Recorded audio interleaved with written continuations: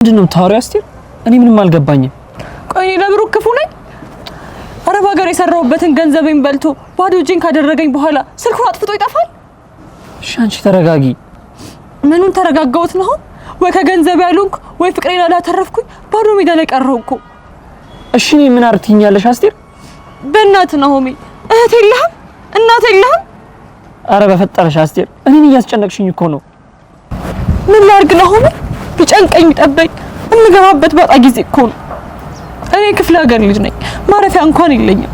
ወይኔ አስቴር ጉድ ሆንኩኝ። አረ በፈጠረሽ ተረጋጊ።